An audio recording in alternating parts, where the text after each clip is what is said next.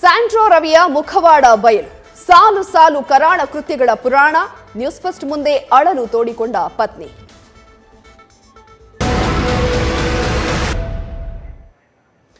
Santro ರವಿಯ ಸಾಲು ಸಾಲು ಕರಾಳ ಕೃತ್ಯಗಳ ಪುರಾಣವನ್ನ ಸ್ವತಃ ಪತ್ನಿಯೇ ಬಿಚ್ಚಿಟ್ಟಿದ್ದಾಳೆ. ಸ್ಯಾಂಟ್ರೋ ರವಿ ವಿರುದ್ಧ ಪತ್ನಿಯಿಂದ ಗಂಭೀರ ಆರೋಪಗಳನ್ನ ಮಾಡಲಾಗಿದೆ. ನ್ಯೂಸ್ ಫಸ್ಟ್ ಮುಂದೆ ಎಳೆ ಎಳೆಯಾಗಿ ಬಿಚ್ಚಿಟ್ಟಿದ್ದಾರೆ ಸ್ಯಾಂಟ್ರೋ ರವಿ ಪತ್ನಿ. ಸ್ಯಾಂಟ್ರೋ ರವಿ ಒಡನಾಟ, ಕಿರುಕುಳದ ಬಗ್ಗೆ ಮಾಹಿತಿಯನ್ನ ಕೊಟ್ಟಿದ್ದಾರೆ. ಸ್ಯಾಂಟ್ರೋ ರವಿ ಜಾಲಕ್ಕೆ ಸಿಕ್ಕಿಬಿದ್ದ ಬಗ್ಗೆ ಇಂಚಿಂಚು ಮಾಹಿತಿಯನ್ನ ನ್ಯೂಸ್ ಫಸ್ಟ್ ನ ಜೊತೆಗೆ ಹಂಚಿಕೊಂಡಿದ್ದಾರೆ. ನ್ಯೂಸ್ ಫಸ್ಟ್ ಮುಂದೆ ಸ್ಯಾಂಟ್ರೋ ರವಿ ಪತ್ನಿ ಹೇಳಿಕೆಯನ್ನ ಕೊಟ್ಟಿದ್ದಾರೆ. ಆತನ ಪರಿಚಯ ಹೇಗಾಯಿತು, ಒಡನಾಟ ಯಾವ ರೀತಿಯಾಗಿತ್ತು, ಜೊತೆಗೆ ಏನೆಲ್ಲ ಕಿರುಕುಳವನ್ನ ಕೊಡ್ತಾ ಇದ್ದ ಅನ್ನೋ ಕುರಿತಾಗಿ ಸ್ಯಾಂಟ್ರೋ ರವಿ ಪತ್ನಿ ನ್ಯೂಸ್ ಫಸ್ಟ್ ನ ಜೊತೆಗೆ ಮಾತನಾಡಿದ್ದಾರೆ. ಈ ಕುರಿತಂತೆ ಸ್ಯಾಂಟ್ರೋ ರವಿ ಪತ್ನಿ ಜೊತೆ ನಮ್ಮ ಪ್ರತಿನಿಧಿ ರವಿ ಪಾಂಡವಪುರ ಮಾತುಕತೆ ನಡೆಸಿದ್ದಾರೆ. ನೋಡೋಣ ಬನ್ನಿ. ಕಳೆದ 2 ದಿನಗಳಿಂದ ರಾಜ್ಯಾದ್ಯಂತ ಸಾಕಷ್ಟು ಚರ್ಚೆಗೆ ಗ್ರಾಸ ಆಗಿರುವ ಹೆಸರು ಸ್ಯಾಂಟ್ರೋ ರವಿ. ಈ ಸ್ಯಾಂಟ್ರೋ ರವಿ ಯಾರು, ಆತನ ಹಿನ್ನೆಲೆ ಏನು ಎಂಬುದನ್ನ ಇಂಚಿಂಚು ನಿಮಗೆ ತೋರಿಸಿಕೊಡುವಂತಹ ಕೆಲಸಕ್ಕೆ ಮುಂದಾಗಿದ್ವಿ. ಆದ್ರೆ ಈತನಿಂದ ಅನ್ಯಾಯಕ್ಕೆ ಒಳಗಾಗಿರುವ ಮಹಿಳೆ ಯಾರು, ಆಕೆ ಹಿನ್ನೆಲೆ ಏನು, ಆಕೆ ಯಾವ ರೀತಿ ಮೋಸ ಹೋಗಿದ್ರು, ವಿಜಯನಗರ ಪೊಲೀಸ್ ಠಾಣೆಯಲ್ಲಿ ಆಕೆ ನೀಡಿರುವಂತಹ ದೂರಿನಲ್ಲಿ ಏನೆಲ್ಲ ಇದೆ, ಈ ಎಲ್ಲಾ ವಿಚಾರಗಳ ಕುರಿತು ಮಾತಾಡ್ಲಿಕ್ಕೆ ನಮ್ಮ ಜೊತೆ ಸಂತ್ರಸ್ತ ನೊಂದ ಮಹಿಳೆ ನನ್ನ ಜೊತೆ ಇದ್ದಾರೆ. ನಾನು ಅವ್ರನ್ನ ಮಾತಾಡಿಸ್ತಾ ಹೋಗ್ತೀನಿ. ಏನ್ ಜಾಬು ಅಂತ ಹೇಳಿ ನಿಮ್ಗೆ ಹೇಳಿದ್ರು, ಕರೆದ್ರು, ಎಷ್ಟು ಸ್ಯಾಲ್ರಿ ಅಂತ ಹೇಳಿದ್ರು, ಇಂಟರ್ವ್ಯೂಗೆ ಹೋದ ದಿನ ಏನಾಯ್ತು, ಅದು ನೆಕ್ಸ್ಟ್ ಏನಾಯ್ತು? ನಂದು ಬಂದ್ಬಿಟ್ಟು BE 2018 ಪಾಸ್ಡ್ ಔಟು. ನಾನು ಕೆಲಸಕ್ಕೆ ಟ್ರೈ ಮಾಡ್ತಾ ಇರ್ತೀನಿ. ನನಗೆ ಕೆಲಸ ಸಿಗದ ಕಾರಣ ಹೈಯರ್ ಸ್ಟಡೀಸ್ ಮಾಡಬೇಕು ಅಂತಲೂ ಅಂದ್ಕೊಂಡಿರ್ತೀನಿ. ಕೆಲಸ ಸಿಗದಿರೋ ಕಾರಣ ಈ ಮಧ್ಯಂತರದಲ್ಲಿ ಏನಾದರೂ ಎಕ್ಸ್ಪೀರಿಯನ್ಸ್ ಆದರೆ ಮುಂದಕ್ಕೆ ಜಾಬ್ಗೆ ಹೆಲ್ಪ್ ಆಗುತ್ತೆ ಅಂತ ಪೇಪರಲ್ಲಿ ಆ್ಯಡ್ ನೋಡಿಬಿಟ್ಟು ಕಾಂಟ್ಯಾಕ್ಟ್ ಮಾಡ್ತೀನಿ. ಅವಾಗ ಕಾಂಟ್ಯಾಕ್ಟ್ ಮಾಡಿದಾಗ ಈ ಸಂದರ್ಶನದ ಬಗ್ಗೆ ಗೊತ್ತಾಗುತ್ತೆ, ಈ ಜಾಬ್ ಬಗ್ಗೆ ಗೊತ್ತಾಗುತ್ತೆ. ಓಕೆ, ನೀವು ಇಂಟರ್ವ್ಯೂಗೆ ಹೋಗ್ತೀರಿ. ಇಂಟರ್ವ್ಯೂ ಆದ್ಮೇಲೆ ಏನಾಗುತ್ತೆ? ನೀವು ಜಾಬ್ ಸೆಲೆಕ್ಟ್ ಆದ್ರ ಏನಾಯ್ತು? ಅದಾದ್ಮೇಲೆ ನೆಕ್ಸ್ಟ್ ಪ್ರೋಸೆಸ್ ಏನೇನಾಯ್ತು? ಇಂಟರ್ವ್ಯೂಗೆ ಹೋಗ್ತೀನಿ. ಇಂಟರ್ವ್ಯೂಲಿ ಮಂಜುನಾಥ್ ಅವ್ರು ಹೇಳ್ತಾರೆ, ನಾನು ಈ ಕಂಪನಿಯ ಮುಖ್ಯಸ್ಥ, ನಾನು ಇಲ್ಲಿ ಕಾರ್ನ ಅಡಮಾನ ಇಟ್ಕೊಂಡು ಫೈನಾನ್ಸ್ ಕೊಡ್ತೀನಿ. ನಿಮ್ಮ ಕೆಲಸ ಬಂದ್ಬಿಟ್ಟು ಇಲ್ಲಿ ಚಲನ್ ಕಟ್ಟೋದು ಮತ್ತು ಬ್ಯಾಂಕ್ಗೆ ಹಣ ಪಾವತಿಸೋದು ಆಗಿರುತ್ತೆ. ಆಮೇಲೆ ನಿಮಗೆ ಸರ್ಕಾರಿ ರಜೆ ಇರುವಾಗ ನಿಮಗೂ ಕೂಡ ರಜೆ ಇರುತ್ತೆ. ಸ್ಯಾಲರಿ ಬಂದ್ಬಿಟ್ಟು 14,000 ಅಂತ ತಿಳಿಸ್ತಾರೆ. ಓಕೆ, ಆಮೇಲೆ ನನ್ನ ಬಗ್ಗೆ ಕೇಳ್ತಾರೆ, ನಂದು ಸ್ವವಿವರ ಕೇಳ್ತಾರೆ. ನಾನು ನನ್ನ ಹೆಸರು, ಓದಿದ್ದು ಅದನ್ನೆಲ್ಲ ತಿಳಿಸ್ತೀನಿ. ಆಮೇಲೆ ಕುಟುಂಬದ ಬಗ್ಗೆ ತಿಳಿಸ್ತೀನಿ, ಕುಟುಂಬದ ಆರ್ಥಿಕ ಪರಿಸ್ಥಿತಿ ಬಗ್ಗೆನೂ ತಿಳಿಸ್ತೀನಿ. ಆಮೇಲೆ ನಮ್ಮ ಕ್ಯಾಸ್ಟ್ ಇಂಥದ್ದು ಅಂತ ಹೇಳ್ತೀನಿ. ಈಗ ನಿಮ್ಗೆ ಜಾಬ್ ಸಿಗುತ್ತೆ. ಜಾಬ್ ಸಿಕ್ಕಿದ್ಮೇಲೆ ಎಷ್ಟು ದಿನ ಅಲ್ಲಿ ಕೆಲಸ ಮಾಡಿದ್ರಿ, ಏನ್ ಕೆಲಸ ಮಾಡಿದ್ರಿ, ಏನಾಯ್ತು ಅಲ್ಲಿ, ಅದಾದ್ಮೇಲೆ ಏನಾಯ್ತು ಅಂತ?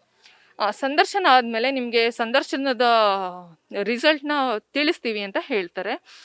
ಅದಾದಮೇಲೆ ಸಂದರ್ಶನ ಮುಗಿಸ್ಕೊಂಡು ನಾನು ಮನೆಗೆ ಬಂದ ಅರ್ಧ ಗಂಟೆಗೆ ನನಗೆ ಮೆಸೇಜ್ ಬರುತ್ತೆ, ಯು ಆರ್ ಸೆಲೆಕ್ಟೆಡ್ ಅಂತ. ಆಯಿತು. ಆಮೇಲೆ ನನಗೆ ನಡೆದಿದ್ದು ಸಂದರ್ಶನ 2ನೇ ತಾರೀಕು ಶನಿವಾರ ಆಗಿರುತ್ತೆ, ಮಾರ್ಚು. 3ನೇ ತಾರೀಕು ಬಂದ್ಬಿಟ್ಟು ಭಾನುವಾರ ರಜೆ ಆಗಿರುತ್ತೆ. 4ನೇ ತಾರೀಕು ಮಹಾಶಿವರಾತ್ರಿ ಇರೋದ್ರಿಂದ ಅವತ್ತು ಕೂಡ ರಜೆ ಇರುತ್ತೆ. ಈ ಮಧ್ಯದಲ್ಲಿ 3ನೇ ತಾರೀಕು ಮಂಜುನಾಥ್ ಅವರು ನನಗೆ ಮೆಸೇಜ್ ಮಾಡ್ತಾರೆ, ಈ ಥರ ನೀವು ನಾನು ಬಂದ್ಬಿಟ್ಟು ಲಿಂಗಾಯತ್ಸು, ನಮ್ಮ ಆಫೀಸ್ ಕಡೆಯಿಂದ ಊಟ ಅರೇಂಜ್ ಮಾಡ್ಕೊಂಡಿದ್ದೀವಿ 5ನೇ ತಾರೀಕು. ಸೊ 5ನೇ ತಾರೀಕು ಬನ್ನಿ ಅಂತ. ನಾನು ಆ್ಯಸ್ ಯೂಶಲ್ ಕೆಲಸಕ್ಕೆ 5ನೇ ತಾರೀಕು ಹೋಗ್ತೀನಿ 11 ಗಂಟೆಗೆ. ಅದಾದಮೇಲೆ ಮಧ್ಯದ ಊಟಕ್ಕೋಸ್ಕರ ಮಂಜುನಾಥ್ ಸರ್, ಆಫೀಸ್ ಬಾಯ್ ಮಧುಸೂದನು ಮತ್ತು ನಾನು ನಂದು ಸ್ವವಿವರ ಕೇಳಿರುವಾಗಲೇ ನನ್ನ ಕುಟುಂಬದ ವಿವರ ಎಲ್ಲ ತಿಳಿಸಿರ್ತೀನಿ. ಅದರಿಂದ ನನ್ನ ಅಕ್ಕ ಮತ್ತು ತಂಗಿನ ನಮ್ಮ ಮನೆ ಹತ್ರ ಬಂದು ಪಿಕ್ ಮಾಡಿಕೊಂಡು ಊಟಕ್ಕೆ ಹೋಗ್ತೀವಿ ಹೋಟೆಲ್ ಕೋರಮಲ್ಲಿ. ಊಟ ಮುಗಿಸ್ಕೊಂಡು ಸರ್ ಅವ್ರ ಕಾರಲ್ಲೇ ನನ್ನ ಮತ್ತು ನನ್ನ ತಂಗಿನ ಡ್ರಾಪ್ ಮಾಡಿಬಿಟ್ಟು ನನ್ನನ್ನು ಆಫೀಸ್ಗೆ ಕರ್ಕೊಂಡು ಹೋಗ್ತಾರೆ. ಆಫೀಸಲ್ಲಿ ಕರ್ಕೊಂಡು ಹೋದಾಗ ಇದು ಫೈನಾನ್ಸ್ ಕಂಪನಿ ಆಗಿರೋದ್ರಿಂದ, ಹಣಕಾಸು ವಿಚಾರ ಆಗಿರೋದ್ರಿಂದ ಇದನ್ನು ನಿಮ್ಮ ತಂದೆ ತಾಯಿ ಜೊತೆನೂ ಸಂದರ್ಶನ ನಡೆಯುತ್ತೆ ಅಂತ ಅಂದ್ಬಿಟ್ಟು ನಾಳೆ ಕರ್ಕೊಂಬನ್ನಿ ಅಂತ ತಿಳಿಸ್ತಾರೆ. ಅದಾದಮೇಲೆ 6ನೇ ತಾರೀಕು ನಮ್ಮ ತಂದೆ ಬರ್ತಾರೆ. ಅವ್ರು ಹೇಳ್ತಾರೆ, ಈ ಥರ MTech ಮಾಡಬೇಕು ಅಂತ ಇದ್ದೀವಿ, ಹೈಯರ್ ಸ್ಟಡೀಸ್ ಮಾಡಬೇಕಂತ ಇದ್ದಾಳೆ. ಈ ಮಧ್ಯದಲ್ಲಿ ಗ್ಯಾಪ್ ಆಗಬಾರ್ದು, ಅದರಲ್ಲಿ ಒಂಚೂರು ಏನಾದ್ರು ಕಲ್ತ್ಕೊಂಡಂಗೆ ಆಗುತ್ತೆ ಅಂದ್ಬಿಟ್ಟು ಇದ್ದಾಳೆ. ಇವಳು ಟೆಂಪ್ರವರಿಗೆ ವರ್ಕ್ ಮಾಡ್ತಾಳೆ, ನಮಗೂ ಕೂಡ ಇದು ಇಷ್ಟ ಇಲ್ಲ, ಇಂಜಿನಿಯರಿಂಗ್ ಓದ್ಬಿಟ್ಟು ಈ ಕೆಲ್ಸಕ್ಕೆ ಬರೋದು ನಮಗೂ ಇಷ್ಟ ಇಲ್ಲ ಅಂತ ಹೇಳ್ತಾರೆ. ಆಮೇಲೆ ನನ್ನ ಜವಾಬ್ದಾರಿ, ಕೆಲಸದ ಜವಾಬ್ದಾರಿ ಹೇಳಿಬಿಟ್ಟು ತಿಳಿಸ್ತಾರೆ. ನಮ್ಮ ತಂದೆ ಹೊರಡ್ತಾರೆ. ಕಂಪನಿ ವಿಚಾರಕ್ಕೋಸ್ಕರ ಇವರು ನಂದು ಮೊಬೈಲು ಹಳೇದಾಗಿರೋದ್ರಿಂದ ಕಂಪನಿ ಆಫೀಸ್ ಕಡೆಗೆ ಆಫೀಸ್ ವರ್ಕ್ಗೋಸ್ಕರ ಮೊಬೈಲು ಮತ್ತು ಸಿಮ್ ಕಾರ್ಡ್ನ ತೆಗೆದುಕೊಡ್ತಾರೆ. ಆ ಸಿಮ್ ಕಾರ್ಡ್ ಬಂದ್ಬಿಟ್ಟು ನನ್ನ ಹೆಸರಲ್ಲೇ ಇರುತ್ತೆ. ಆಮೇಲೆ ಅದ್ರ ನಾಳೆ ಅಂದರೆ 7ನೇ ತಾರೀಕು ಮಾರ್ಚು ಏನು ಮಾಡ್ತೀನಿ, ನಾನು ಕಂಪ್ನಿಗೆ ಆಫೀಸ್ಗೆ ಹೋಗ್ತೀನಿ 11 ಗಂಟೆ. ಆದರೆ 12:30 ಸುಮಾರಿಗೆ ಒಂದು ಜ್ಯೂಸ್ ಕೊಡ್ತಾರೆ ಮಧುಸೂದನ್ ಅವರು. ಆ ಜ್ಯೂಸ್ ಕುಡಿದ ನಂತರ ನಾನು ಪ್ರಜ್ಞಾಹೀನ ಆಗ್ತೀನಿ, ಅನ್ಕಾನ್ಷಿಯಸ್ ಆಗ್ತೀನಿ. ಅದಾದಮೇಲೆ ಕಂಡುಬಿಟ್ಟಾಗ ನಾನು ರೂಮ್ನ ಒಂದು ಮಂಚದಲ್ಲಿ ಕೋಣೆಯಲ್ಲಿರ್ತೀನಿ, ಅದು ಆಗಿರ್ತೀನಿ. ಆಮೇಲಿಂದ ಆದಾಗ ನನ್ನ ಪಕ್ಕನೇ ಮಂಜುನಾಥ್ ಅವ್ರು ಕುಳಿತಿರುವಾಗ ಫೋಟೋಸ್ ಬೇರೆ ತೋರಿಸ್ತಾರೆ, ನನ್ನ ಚಿತ್ರಗಳನ್ನ ತೋರಿಸಿದಾಗ ನನಗೆ ಶಾಕ್ ಆಯ್ತು. ನನಗೆ ಅತ್ಯಾಚಾರ ಆಗಿದೆ ಅಂತ ಗೊತ್ತಾಯಿತು. ಈ ವಿಚಾರಕ್ಕೆ ನಾನು ಮಂಜುನಾಥ್ ಅವ್ರನ್ನ ಕೇಳಿದೆ, ನಾನು ಪೊಲೀಸಿಗೆ ಕಂಪ್ಲೇಂಟ್ ಕೊಡ್ತೀನಿ ಅಂತ. ಅವ್ರು ಹೇಳಿದ್ರು ಒಂದೇ ಮಾತಲ್ಲಿ, ನೀನು ಆ ಥರ ಏನಾದ್ರು ಕಂಪ್ಲೇಂಟ್ ಕೊಟ್ಟರೆ ನಾನು ನಿನ್ನ ವಿರುದ್ಧನೇ ಸುಳ್ಳು ಆರೋಪ ಹಾಕ್ತೀನಿ, ಸುಳ್ಳು ಕೇಸ್ FIR ಮಾಡ್ತೀನಿ, ಆಮೇಲೆ 10 ಲಕ್ಷ ಫೈನಾನ್ಸ್ ಕಂಪನಿಯಿಂದ ಕದ್ಕೊಂಡು ಹೋಗಿದ್ದಾಳೆ ಅಂತ ಕೇಸ್ ಹಾಕ್ತೀನಿ ಅಂತ ಹೇಳಿದ್ರು. ಅದಾದಮೇಲೆ ಅವತ್ತೇ ಪೊಲೀಸ್ ಅವ್ರ ಜೊತೆ ಆತ್ಮೀಯವಾಗಿ ಮಾತಾಡಿದ್ದು ಕಂಡು ಬಂತು. ಅದರಿಂದ ನಾನು ಇವಾಗ ಹೊರಗಡೆ ಹೇಳಿದ್ರು ನಂಗೆ ನ್ಯಾಯ ಸಿಕ್ಕಲ್ಲ, ಇದು ಬೇರೆ ಈ ಥರ ಆಗೋಗಿದೆ ಅಂತ ನಾನು ಫುಲ್ ಶಾಕಲ್ಲಿ ಮಾನಸಿಕವಾಗಿ ಕುಗ್ಗಿಬಿಟ್ಟೆ. ಓಕೆ, ಇಷ್ಟೆಲ್ಲ ಇನ್ಸಿಡೆಂಟ್ ಆಯ್ತು. ಇದಾದ್ಮೇಲೆ ಪೊಲೀಸ್ ಕಂಪ್ಲೇಂಟ್ ಕೊಡ್ಲಿಕ್ಕೂ ನೀವು ಹೆದರಿಕೊಂಡ್ರಿ, ಭಯ ಪಟ್ರಿ. ಬಟ್ ನೀವು ಮದುವೆ ಆಗಿದ್ದೀನಿ ಅಂತ ಅಂತಿದ್ರಲ್ಲ, ಅದು ಹೆಂಗಾಯ್ತು ಮೇಡಮ್? ಅದೇ 7ನೇ ತಾರೀಕು ಆ ಥರ ಆಯಿತು. ಅದಾದಮೇಲೆ ಅವರು ಅವತ್ತು ಕೂಡ ಧಮಕಿ ಹಾಕಿದ್ರು, ನೀನು ಈ ಥರ ನಡೀತು ಅಂತ ಕೆಲಸ ಬಿಡೋ ಹಾಗಿಲ್ಲ, ಅಂದರೆ 8ನೇ ತಾರೀಕಿಂದ ನೀನು ರೆಗ್ಯುಲರಾಗಿ ಜಾಬಿಗೆ ಬರಬೇಕು, ಯಾವ ಥರ ಬರ್ತಿದ್ದೋ ಆ ಥರನೇ ಬರಬೇಕು ಅಂತ ಹೇಳಿದ್ರು.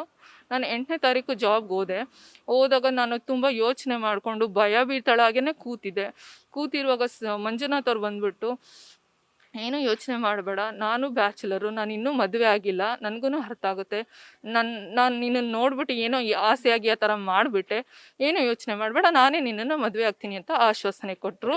ಇಷ್ಟೆಲ್ಲ ಆಗ್ತಿತ್ತು, ನೀವು ಪೋಷಕರಿಗೆ ಈ ವಿಚಾರ ತಿಳಿಸುವ ಕೆಲಸಕ್ಕೆ ಮುಂದಾಗಿದ್ರ?